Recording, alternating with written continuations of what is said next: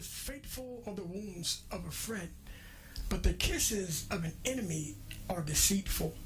A true friend doesn't mind telling you the plain truth, that you're hurting yourself, that you're addicted to a substance and it's got a hold of you and messing with you and the family.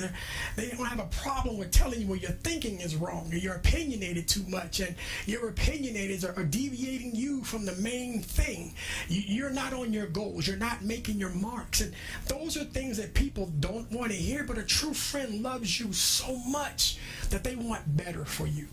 We find in the Bible, and in Luke chapter 5, there is a paralyzed man, and he has 4 friends. He has 4 persistent, tenacious friends that want to see him better. They heard that Jesus was in the way. They heard him, he was there, and he was teaching, and the multitude had surrounded him, and they knew that he was a healer.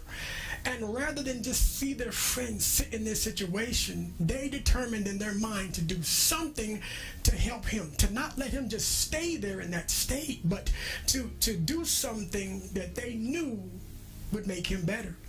They decided to grab 4 corners of the couch, the mat that he was on, and take him to Jesus. A true friend does not mind taking their friend to Jesus when they are hesitant to do so for themselves.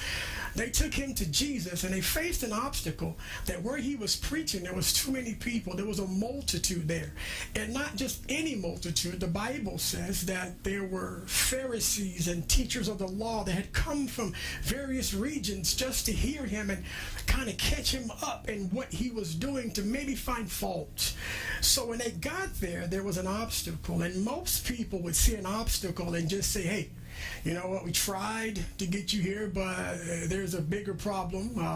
Maybe it wasn't meant to be. But these 4 friends said, not so. We came to see Jesus, and we're not leaving until we do.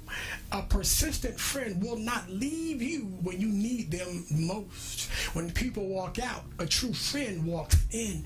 Some people saw a problem. They just said, we have to find a different solution. Let's think outside the box. They decided, we're going to take our friend up on the roof. We're going to climb up these stairs. We're going to carry him because he can't carry himself. Friends will carry you when you can't carry yourself. And they went on the roof, and they moved the pitch that was there. They moved the straw. They put a hole in the roof so that they can see Jesus. And at this particular time, he was preaching to the multitudes, and they interrupted a sermon in front of important people. Friends don't mind interrupting a situation when they know you need something greater.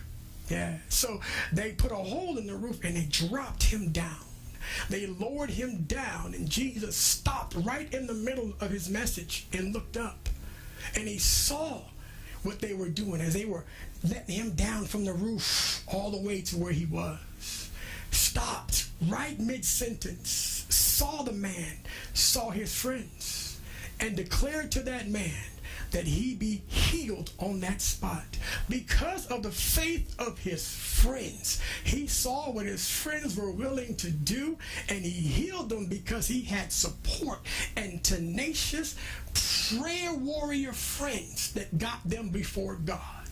If you have a friend that needs some intervention, that needs a wake-up call, don't be afraid to ring the alarm and get them some help. If you have a friend that hasn't been saved, bring them to Jesus. If they have an addiction, inform them how it hurts them.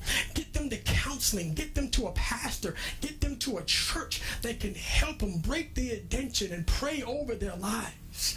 Today, I ask you to hear his voice as he's calling out to you.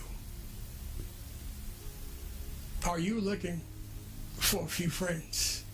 Because some of us still are. You've gone as far as you can go. You've done as much as you can do. Now it's time to try Christ.